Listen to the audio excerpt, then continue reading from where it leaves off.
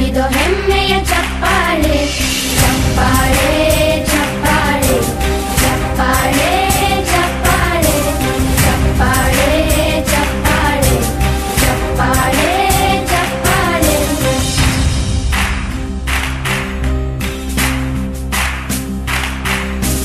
ಕನ್ನಂಬಾಡಿಯ ಕಟ್ಟಿಸಿದ ಭಾರತ ರತ್ನಕ್ಕೆ ಚಪ್ಪಾಳೆ, ಕನ್ನಡ ಡಿಂಡಿಮ ಬಾರಿಸಿದ ಕವಿಗಳೇ ನಿಮಗಿದು ಚಪ್ಪಾಳೆ.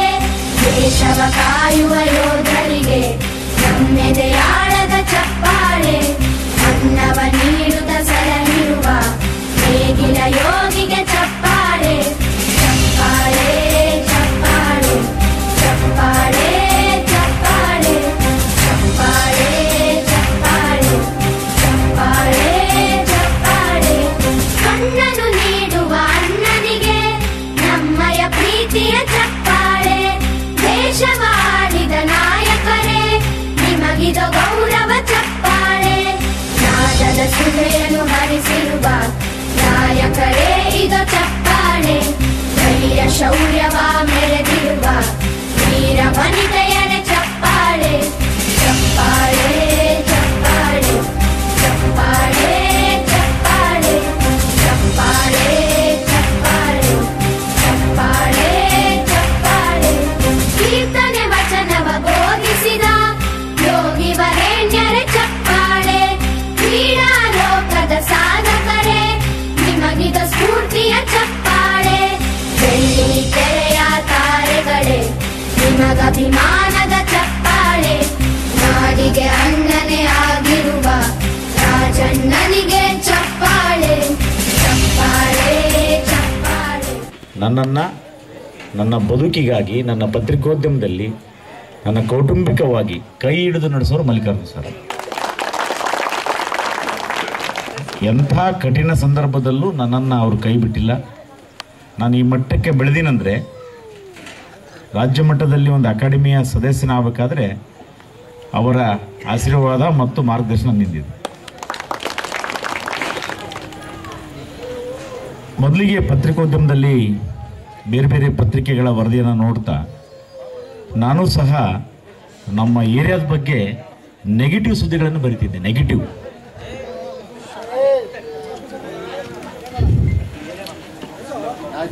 ಸುದ್ದಿಗಳನ್ನು ಒಂದ್ಸರಿ ಕರೆದ್ರು ನನಗೆ ಸರ್, ಚೆನ್ನಾಗಿ ಬೈದರು ನನಗೆ. ಆನೆಗೊಂದಿ ಭಾಗದಲ್ಲಿ ಹುಟ್ಟಿನಂತೆಯಪ್ಪ ನಿನ್ನೇನು ನೆಗೆಟಿವ್ ಸುದ್ದಿ ಬರೀತಿಯಲ್ಲ ಅಂತೇಳಿ ಹೇಳಿದ್ರು. ತಿಳಿಸಿ, ನಮ್ಮ ಆನೆಗೊಂದಿ ಭಾಗದಲ್ಲಿ ಎಷ್ಟು ಜನ ಬಡವರಿದ್ದಾರೆ, ಎಷ್ಟು ಭೂಮಿ ಇದೆ, ಎಷ್ಟು ಜನ ನೌಕರಸ್ಥರಿದ್ದಾರೆ, ಎಷ್ಟು ಕುಟುಂಬಗಳು ಆರ್ಥಿಕವಾಗಿ ಸಬಲರಾಗಿದ್ದಾರೆ. ಇದಕ್ಕೆ ಪೂರಕವಾಗಿ 90ನೇ ಇಸ್ವಿಯಿಂದ ಈ ಕಡೆ ನಮ್ಮ ಭಾಗ ಪ್ರವಾಸೋದ್ಯಮದಿಂದ ಹೇಗೆ ಆದಾಯವನ್ನು ಗಳಿಸ್ತಾ ಇದೆ. ಯಾವುದಾದ್ರೂ ಒಂದು ಉದ್ಯೋಗ ಇದ್ದಲ್ಲಿ ಮೈನಸ್ ಪಾಯಿಂಟ್ ಇದ್ದೇ ಇರುತ್ತೆ. ಅದನ್ನೇ ಹೈಲೈಟ್ ಮಾಡಿ ತೋರಿಸೋದ್ರಿಂದ ಇಡೀ ಸಮುದಾಯದ ಮೇಲೆ, ಇಡೀ ಜನರ ಮೇಲೆ ದಾಳಿ ನಡೆಸಂಗೆ ಆಗುತ್ತೆ. ನೀವು ಬರೀ ಪತ್ರಕರ್ತರಾಗಿ ನ್ಯೂನತೆಗಳನ್ನು ತೋರಿಸ್ಬೇಕು, ಜೊತೆಗೆ ಪರಿಹಾರ ಇರಬೇಕಲ್ಲ. ಆದ್ದರಿಂದ ನಾನು ಹೇಳಿದೆ, ನಮ್ಮ ಭಾಗದ ನೆಗೆಟಿವ್ ಸುದ್ದಿ ನಾವು ಬರೆಯಲ್ಲ. ಜೊತೆಗೆ ನಮ್ಮ ಭಾಗದ ಪ್ರವಾಸೋದ್ಯಮ, ಐತಿಹಾಸಿಕ ಸ್ಥಳಗಳು, ಕೃಷಿ, ನೀರಾವರಿ, ಐತಿಹಾಸಿಕ ಸ್ಮಾರಕಗಳ ಸಂರಕ್ಷಣೆ, ಹೀಗೆ ಹಲವಾರು ವಿಷಯದಲ್ಲಿ ನಾನು ಸುದ್ದಿ ಮಾಡಬೇಕಾದ್ರೆ ಅದರ ಸಂಪೂರ್ಣ ಮಾಹಿತಿಯನ್ನು ನಮ್ಮ ಮಲ್ಲಿಕಾರ್ಜುನ ಸರ್ ನನಗೆ ಕೊಡ್ತಾಯಿದ್ರು. ವಿಜ್ಞಾನ ತಗೊಳ್ರಿ, ಸಮಾಜ ತಗೊಳ್ರಿ, ಲ್ಯಾಂಗ್ವೇಜ್ ವಿಷಯದಲ್ಲಿ ತಗೊಳ್ರಿ, ಅವರು ಪ್ರತಿಯೊಂದರಲ್ಲೂ ಹಿಂಗೆ ಬರಿಬೇಕು ಅಂತ ಹೇಳ್ತಿದ್ರು. ಒಂದು ಯಾವ್ದಾದ್ರು ಸುದ್ದಿ ಬರೆದಾಗ ಏನು ಕೋಟ್ ಹಾಕಬೇಕು, ಯಾರು ಸ್ಟೇಟ್ಮೆಂಟ್ ತಗೋಬೇಕು, ಹೀಗೆ ಹೇಳ್ತಾ ಹೋದರೆ ಪತ್ರಿಕೋದ್ಯಮದ ಭೀಷ್ಮ ನಮ್ಮ ಗಂಗಾವತಿಗವರು. ನನ್ನಂಥ ಅನೇಕರಿಗೆ ಅವ್ರ ಬಗ್ಗೆ ನೆಗೆಟಿವ್ ಮಾತಾಡೋರಿಗೂ ಸಹ ಅವರು ಎಂದೂ ಸಹ ಸೇಡನ್ನು ತೀಸ್ಕೊಂಡವರಲ್ಲ.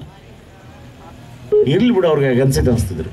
ಅವರಿಗೆ ಹಾಗೆ ಅನಿಸಿದೆ ನನ್ನ ಬಗ್ಗೆ ಮಾತಾಡಲಿ. ಅದಕ್ಕೆ ಒಂದು ದಿನ ಕೂಡ ನಾನು ಪಕ್ಕದಾಗಿರ್ತೀನಿ, ನಾನು ಸಿಟಿ ಬರ್ತೀನಿ, ಏನು ಸರ್ ಹಂಗಂತೆ ಏನಾಗಲ್ಲ ಸುಮ್ಮನೆ ಇರ್ತದೆ. ಆದ್ದರಿಂದ ನಾನು ಅಕಾಡೆಮಿ ಮೆಂಬರ್ ಆದ ನಂತರ ಮೊದಲು ನಿರ್ಧಾರ ಮಾಡಿದ್ದು ನಮ್ಮ ಊರಿಗೆ ಆದ್ಯತೆ ಕೊಡಬೇಕು, ನಮ್ಮ ಜಿಲ್ಲೆಗೆ ಆದ್ಯತೆ ಕೊಡಬೇಕು. ಅತ್ಯಂತ ಹಿಂದುಳಿದ ಭಾಗ ಅಂತೇಳಿ ಪಟ್ಟ ಕಟ್ಕೊಂಡಿರ್ತಕ್ಕಂತಹ ಕಲ್ಯಾಣ ಕರ್ನಾಟಕದ ಜಿಲ್ಲೆಗಳಿಗೆ ಭಾಗ ಕೊಡಬೇಕು ಅಂತ ನಾನು ಡಿಸೈಡ್ ಮಾಡಿದೆ. ಅವರು ಒಂದು ಅರ್ಜಿ ಕೂಡ ಹಾಕಿಲ್ಲ, ಒಂದು ಅರ್ಜಿ ಸಹ ಹಾಕಿಲ್ಲ. ಅವರು 10 ದಿನ ಫೋನ್ ಮಾಡಿದರೆ ಒಂದು ಫೋಟೋ ಹಾಕಿದ್ರು. ಆ ಫೋಟೋ ಸರಿ ಇಲ್ಲ. ಸಾರ್ ನೀವು ಎಲ್ಲಿಟ್ಟಿರಿ, ನಿಮ್ಮ ತಂದೆ ತಾಯಿ ಯಾರು, ನಿಮ್ಮ ಅಡ್ರೆಸ್ ಏನು, ಎಷ್ಟು ವರ್ಷ ಕೆಲಸ ಮಾಡಿರಿ? ಹಾಂ ಹಾಕ್ತೀನಿ ನಾನೇ ಬರೋದು, ನಾನೇ ಹಾಕಿ. ನಮ್ಮ ಸಭೆಯಲ್ಲಿ ಮಾಡಿದಾಗ ಸಭೆಯಲ್ಲಿ ನಿರ್ಣಯ ಮಾಡಿದ್ವಿ, ನಾವೆಲ್ಲ ಒಂದು 20 ಜನ ಇರ್ತೀವಿ. ಪ್ರತಿ ಜಿಲ್ಲೆಗಳನ್ನು ಪ್ರತಿನಿಧಿಸ್ತಾರೆ ನಮ್ಮ ಮಾಧ್ಯಮ ಅಕಾಡೆಮಿ ಸದಸ್ಯರು. ಕಲ್ಯಾಣ ಕರ್ನಾಟಕ ಭಾಗದಿಂದ 7 ಜಿಲ್ಲೆಯಿಂದ ನಾನು ಪ್ರತಿನಿಧಿಸ್ತೀನಿ. ಪ್ರತಿ ಜಿಲ್ಲೆಗೆ 2ರಂತೆ ನನಗೆ 14 ಪ್ರಶಸ್ತಿಗಳು ಬೇಕು ಅನ್ನೋದು ನನ್ನ ಹಠ. ಆಗ ನಾನು ಯಾರು ಸಂಬಂಧಪಟ್ಟವ್ರು ಯಾರಿಗೆ ಮಾತಾಡಬೇಕು ಅವ್ರಿಗೆಲ್ಲ ಮಾತಾಡಿ ನಾವೇನಾದರೂ ಪ್ರಶಸ್ತಿಗೆ ನಾಮಿನೇಟ್ ಮಾಡ್ತೀವಂದರೆ ಕ್ವಾಲಿಟಿ ಇರಬೇಕಲ್ಲ. ಕ್ವಾಲಿಟಿ ಇದ್ದಾಗ ಮಾತ್ರ ಆ ಪ್ರಶಸ್ತಿಗೆ ಆಯ್ಕೆಯಾದ ವ್ಯಕ್ತಿ ಮತ್ತು ಆ ಪ್ರಶಸ್ತಿಗೆ ಒಂದು ಬೆಲೆ ಬರುತ್ತೆ. ಅದರಂತೆ ನಮ್ಮ ಗಂಗಾವತಿ ತಾಲೂಕಿನಲ್ಲಿ ಕೆಲವು ನಿಯಮಗಳಿದ್ದವಲ್ಲೆಲ್ಲ ಗ್ರಾಮೀಣ ಭಾಗದವ್ರಿಗೆ ಕೊಡಬಾರ್ದು, ಇವೆಲ್ಲ ಅಲಿಖಿತ ನಿಯಮಗಳು. ತಾಲೂಕು ಮಟ್ಟದವ್ರಿಗೆ ಕೊಡಬಾರ್ದು, ಸ್ಟೇಜರ್ಗಳಿಗೆ ಕೊಡಬಾರ್ದು, ಇಂಥ ಲ್ಯಾಂಗ್ವೇಜ್ನವ್ರಿಗೆ ಕೊಡಬಾರ್ದು.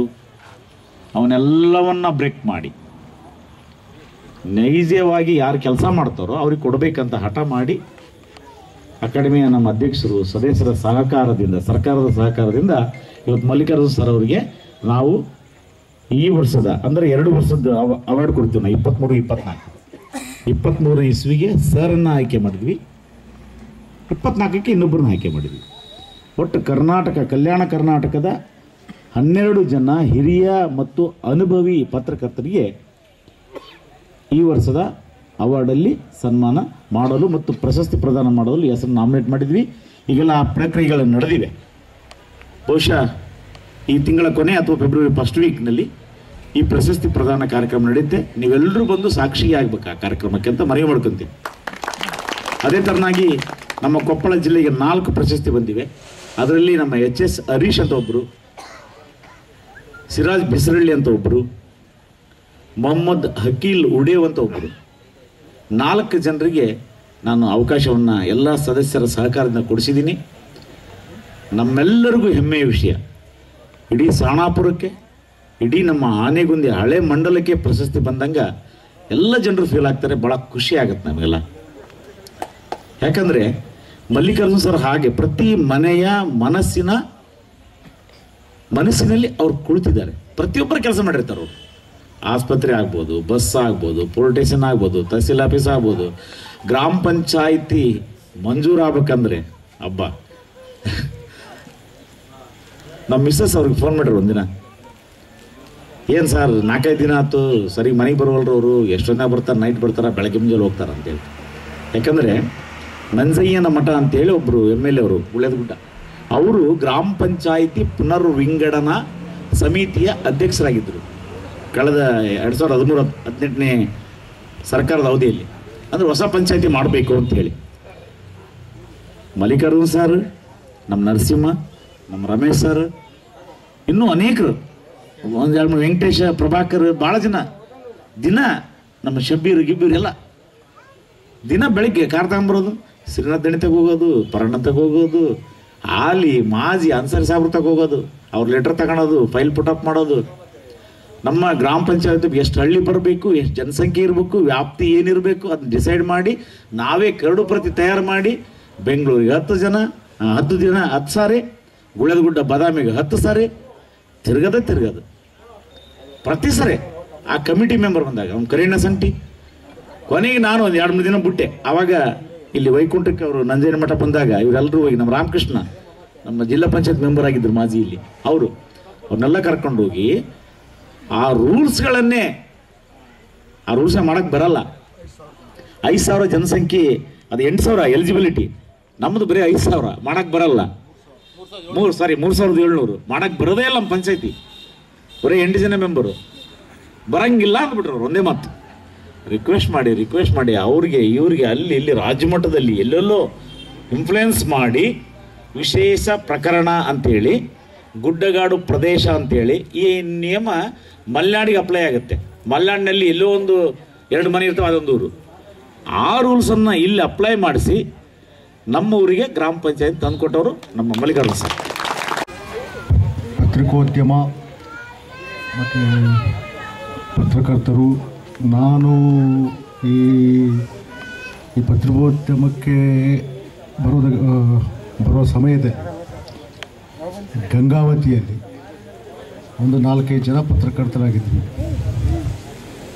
ಆವತ್ತಿನ ದಿನಗಳಲ್ಲಿ ಇವತ್ತು ಈ ಕಮ್ಯುನಿಕೇಷನ್ ಸಿಸ್ಟಮ್ ಸಾಕಷ್ಟು ಡೆವಲಪ್ ಆಗಿ ಪತ್ರಿಕೋದ್ಯಮ ಭಾಳ ಸುಲಭ ಆಗಿದೆ. ಆವತ್ತಿನ ದಿನಗಳಲ್ಲಿ ಭಾಳ ಕಷ್ಟ ಇತ್ತು. ಯಾವುದೇ ಒಂದು ವರದಿ ಮಾಡಬೇಕು, ಅದೊಂದು ಮರುದಿನನೇ ಪತ್ರಿಕೆಯಲ್ಲಿ ಬರಬೇಕು ಅಂದರೆ ಭಾಳ ಕಷ್ಟಪಡ್ತಾಯಿದ್ವಿ. ನಾವು ಆ ಸ್ಥಳಕ್ಕೆ ಹೋದರೆ ಮಾತ್ರ ನಮಗೆ ಸುದ್ದಿ ಸಿಗ್ತಾಯಿತ್ತು, ಇಲ್ಲ ಅಂದರೆ ಯಾವುದೇ ಆ ಸುದ್ದಿ ಮರೆಯಾಗ್ತಿತ್ತು. ಈ ಥರ ಪರಿಸ್ಥಿತಿ ಇತ್ತು. ನಮಗಿಂತ ಮುಂಚೆ ಸೀನಿಯರ್ಸ್ ಇದ್ದರು, ಪಾಪ ಅವರು ಅಷ್ಟು ಓಡಾಡ್ತಾ ಇದ್ದಿಲ್ಲ. ನಾವು ಯುವಕರಾಗಿದ್ವಿ, ಒಂದೆರಡು ಜನ ಸ್ಪಾಟ್ಗೆ ಹೋಗ್ತಿದ್ವಿ, ಸುದ್ದಿ ಮಾಡ್ತಿದ್ವಿ. ಯಾವುದೋ ಸಮಸ್ಯೆ ಇದ್ದರೆ ಅದಕ್ಕೊಂದು ಲೇಖನ ಮಾಡ್ತಿದ್ವಿ, ಅದಕ್ಕೊಂದು ಸ್ಪಂದನೆ ಬರ್ತಿತ್ತು, ಸಮಸ್ಯೆ ಅದು ಪರಿಹಾರ ಆಗ್ತಿತ್ತು, ನಮಗೆ ಭಾಳ ಖುಷಿ ಆಗ್ತಿತ್ತು. ಬರ್ತಾ ಬರ್ತಾ ಬರ್ತಾ ಪತ್ರಿಕೋದ್ಯಮದಲ್ಲಿ ಭಾಳ ಬದಲಾವಣೆಗಳು ಬಂದು ಗಂಗಾವತಿಯಲ್ಲಿ ಫ್ಯಾಕ್ಸ್ ಇದ್ದಿಲ್ಲ, ಫ್ಯಾಕ್ಸ್ ಬಂತು. ಆಮೇಲೆ ಇಂಟರ್ನೆಟ್ ಕಂಪ್ಯೂಟರ್ಗಳು ಇಂಟರ್ನೆಟ್ಗಳು ಬಂದವು.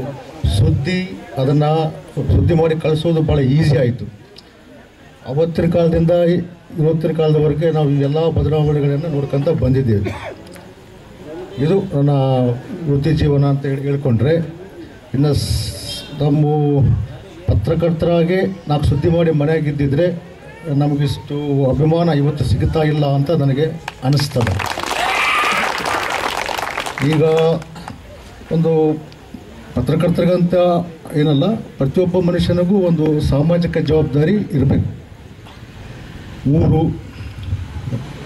ಆ ಸುತ್ತಮುತ್ತ ಪರಿಸರ, ಆಮೇಲೆ ಎಲ್ಲ ಅಭಿವೃದ್ಧಿ ಕಾರ್ಯಗಳು, ಇದ್ರ ಬಗ್ಗೆ ಸ್ವಲ್ಪ ಕಾಳಜಿ ಇರಬೇಕು. ನಮಗೆ ಆಗಬೇಕು, ನನ್ನ ಸುದ್ದಿ ಮಾಡಿದ್ರೆ ನನಗೆ ಪತ್ರಕರ್ತ ಅಂತ ಒಂದು ಇದು ಸಿಗುತ್ತೆ. ಮತ್ತು ಇವೆಲ್ಲ ನನಗೆ ಆಗಬೇಕು ಅಂದರೆ ಅದು ತಪ್ಪಾಗುತ್ತೆ. ಆ ಥರ ತಿಳ್ಕೊಬಾರ್ದು ಯಾರು. ನಾನು ಪತ್ರಕರ್ತ ಗಂಗಾವತಿಗೆ ಹೋದಾಗ ನಮ್ಮ ಭಾಗ ಭಾಳ ಹಿಂದುಳಿದಿತ್ತು. ಸಂಗಾಪುರದಿಂದ ಹಿಡಿದು ಈ 4 ಪಂಚಾಯತಿಗಳೇನಿದ್ದವು ಚಿಂಬ್ಲಾಪುರವರೆಗೆ ಭಾಳ ಹಿಂದುಳಿದಿತ್ತು. ಈ ಭಾಗದ ಬಗ್ಗೆ ಒಂದು ಸುದ್ದಿನ ಪತ್ರಿಕೆಯಲ್ಲಿ ನಾವು ನೋಡಲಿಕ್ಕೆ ಸಿಗ್ತಾ ಇದ್ದಿಲ್ಲ. ಇಲ್ಲಿ ಎಲ್ಲ ಸೋರ್ಸಸ್ ಇದ್ದವು, ಎಲ್ಲ ಸಂಪನ್ಮೂಲಗಳಿದ್ದವು. ಪ್ರವಾಸೋದ್ಯಮ, ಕೃಷಿ, ನೀರಾವರಿ ಎಲ್ಲ ಇದ್ರೂ ಸಹಿತ ಭಾಳ ಇದು ಹಿಂದುಳಿದಿತ್ತು ಈ ಭಾಗ.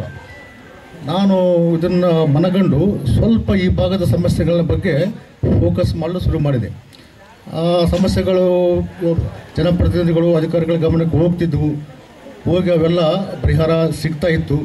ಅದರಿಂದ ಈ ಬರ್ತಾ ಈ ಪ್ರವಾಸೋದ್ಯಮನೂ ಬೆಳೀತಾ ಬಂತು. ಅಂಜನಾದ್ರಿ ಬೆಟ್ಟದ ಬಗ್ಗೆ ಫಸ್ಟು ಒಂದು ಲೇಖನ ಬರೆದಿದ್ದೆ ನಾನು.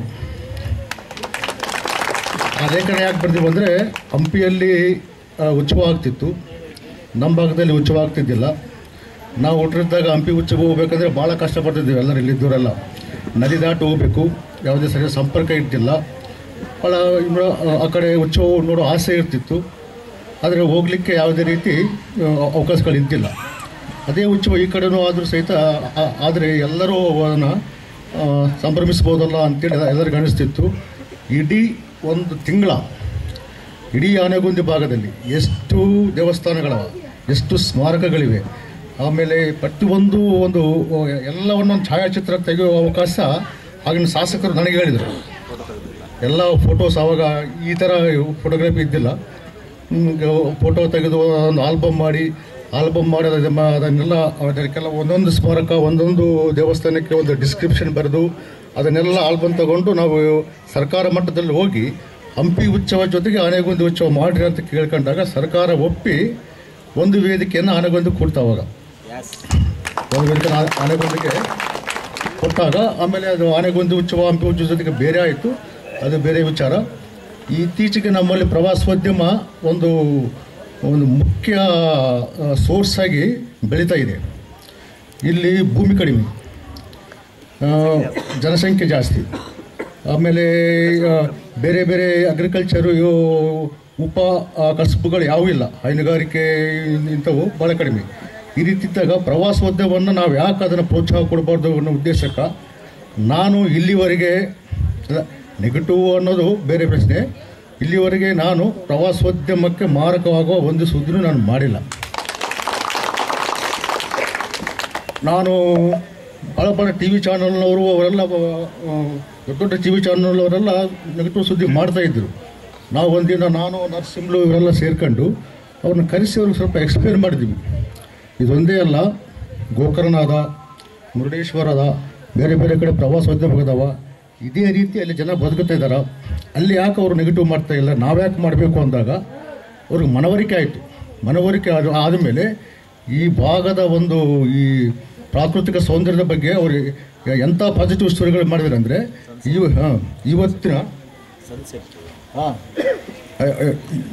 ಇವತ್ತಿನವರೆಗೆ ಅವು ನಮಗೆ ಒಂದು ಪ್ರೋತ್ಸಾಹಕಟ್ಟ ವಿಷಯಗಳಾಗಿವೆ. ಈ ರೀತಿ ಇದ್ದು ನಾವು ಯಾವತ್ತೂ ಪತ್ರಕರ್ತರಾಗಿರ್ಬೋದು, ಸಾಮಾನ್ಯ ಜನರಾಗಿರ್ಬೋದು, ಒಂದು ಸಾಮಾಜಿಕ ಕಳಿಕಳಿಯಿಂದ ಇರಬೇಕಂತೇಳಿ ನಾನು ಹೇಳಿ ನಿಮ್ಮೆಲ್ಲ ಪಾಪ ನನಗೆ 4 ಸಲ ಹೇಳಿದರು.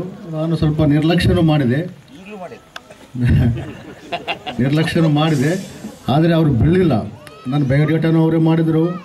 ನನ್ನ ಫೋಟೋಸು ಅವರಲ್ಲಿ ಯಾವ ಫೇಸ್ಬುಕ್ನಲ್ಲಿ ಅವರ ಫೋಟೋಸ್ ಅವೆಲ್ಲ ರೆಡಿ ಮಾಡಿ ಕಳಿಸಿ ಪ್ರಶಸ್ತಿ ನನಗೆ ಬರಲಿಕ್ಕೆ ನನ್ನ ಪ್ರಯತ್ನಕ್ಕಿಂತ ಅವ್ರ ಸಹಕಾರನೇ ಭಾಳ ಇದೆ ಅಂತ ನಾನು ಹೇಳ್ಕೊಳ್ಳೋಕ್ಕೆ ಇಷ್ಟಪಡ್ತೀನಿ. ಯಾಕಂದರೆ ಭಾಳ ಅವರು ಕಷ್ಟಪಟ್ಟು ಒಂದು ಮೇಲೆ ಬಂದರು. ಅವ್ರ ಪರಿಸ್ಥಿತಿನ ಯಾಕಂದರೆ ನಮ್ಗೆ ಕೂಡ ಗೊತ್ತಿದೆ. ನಮ್ಗನ್ನ ಅವರು 2 ವರ್ಷ ಜೂನಿಯರು.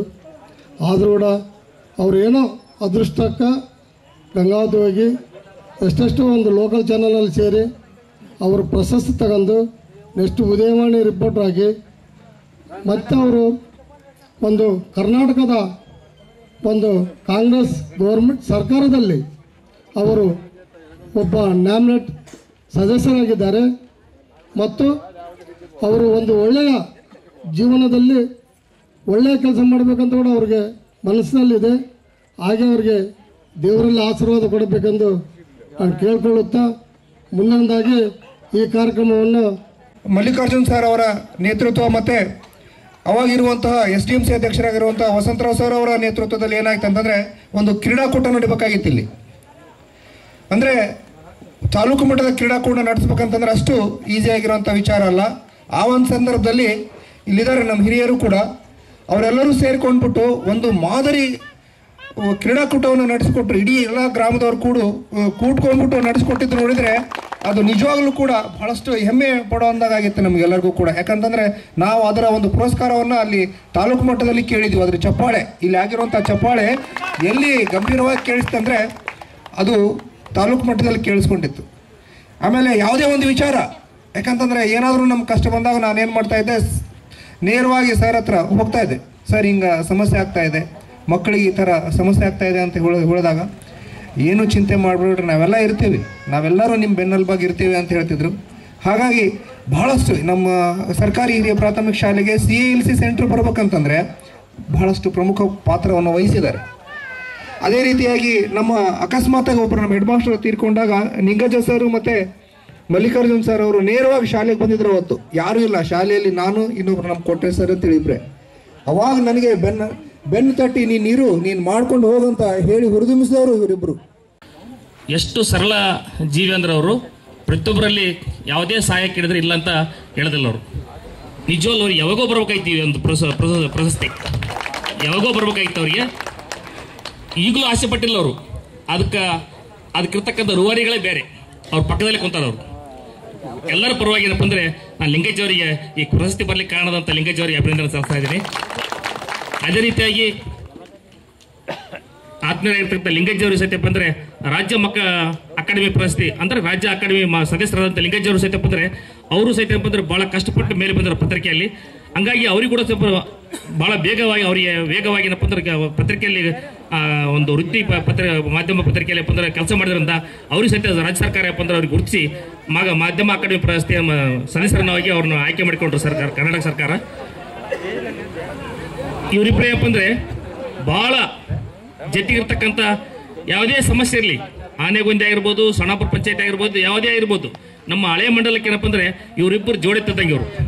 ಯಾರೇ ಕಷ್ಟ ಹೋದರೆ ಯಾವುದನ್ನು ಹಿಂಜರಿದಂಗೆ ಏನಪ್ಪ ಅಂದ್ರೆ ಅವರು ಎಲ್ಲ ಸಮಸ್ಯೆಗಳನ್ನು ಆಲಿಸಿ ತಮ್ಮ ಕೈಲಾದಷ್ಟು ಸಹಾಯವನ್ನು ಆಫೀಸ್ನಾಗಿರ್ಬೋದು, ಪೊಲೀಸ್ ಸ್ಟೇಷನ್ ಇರ್ಬೋದು, ಇನ್ಯಾವುದೇ ಇಲಾಖೆಯಾಗಿರ್ಬೋದು, ಇವ್ರಿಂದ ಸಾಕಷ್ಟು ಜನರಿಗೆ ಸಹಾಯ ಸಿಕ್ಕೈತೆ. ಇದು ಯಾವಾಗ ಆಗಬೇಕಾಯಿತು, ದೇವ್ರು ಏನಪ್ಪ ಅಂದರೆ ಈಗಲಾದ್ರೂ ಒಂದು ಒಳ್ಳೆ ಇದೊಂದು ಅವಕಾಶ ಕೊಟ್ಟ ಅಂತೇಳಿ ತಮ್ಮಲ್ಲಿ ಕೇಳಿಕೊಳ್ತಾ ಆಯ್ಕೆ ಆಗಿರೋದಕ್ಕೆ ನನಗೆ ಭಾಳ ನಮ್ಮ ಊರಿಗೆ, ನಮ್ಮ ಸುತ್ತಮುತ್ತ ಇರುವಂಥ ಹಳ್ಳಿಗಳಿಗೆ ಎಲ್ಲರಿಗೂ ಭಾಳ ಸಂತೋಷದ ಸಂಗತಿ. ಅದೇ ರೀತಿಯಾಗಿ ಈಗ ಸತತವಾಗಿ ನಮ್ಮ ಲಿಂಗಜ್ಜಣ್ಣನವರು 2-3 ಪ್ರಶಸ್ತಿಗಳನ್ನು ತೊಗೊಂಡಿದ್ದಾರೆ. ಇನ್ನು ಇದೇ ಥರ ಪ್ರಶಸ್ತಿಗಳು ನಮ್ಮ ಭಾಗಕ್ಕೆ ಇರುವಂಥ ಲಿಂಗಜ್ಜಣ್ಣವರಿಗೆ ಮತ್ತು ಮಲ್ಲಿಕಾರ್ಜುನ ಅವರಿಗೆ ಬರ್ತಾ ಇರಬೇಕು. ನಾನು ಒಂದು ಹೇಳ್ತೀನಿ ನನ್ನ ಅಭಿಪ್ರಾಯ.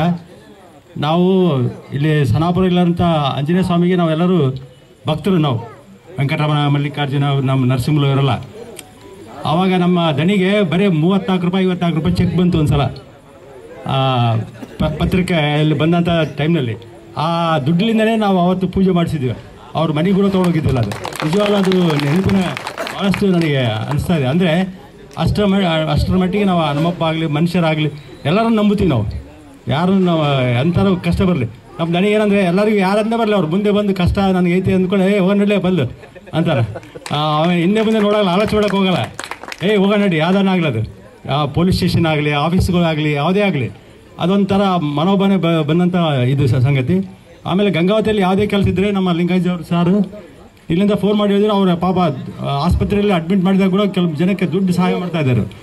ಇಲ್ಲಿ ಬರೀ ಫೋನಲ್ಲಿ ಹೇಳಿದ್ರೆ ಸಾಕು. ಅವರು ನಮ್ಮ ಮನೆಗಾರಣ್ಣ ನಾವು ಯಾರನ್ನ ಹಿಂಗೆ ದುಡ್ಡು ಬೇಕಾಯ್ತು, ಅಲ್ಲಿ ಆಸ್ಪತ್ರೆಗೆ ಯಾರು ಅಡ್ಮಿಟ್ ಆಗ್ಯಾರ, ಅವ್ರಿಗೆ ದುಡ್ಡು ಕೊಡಬೇಕು.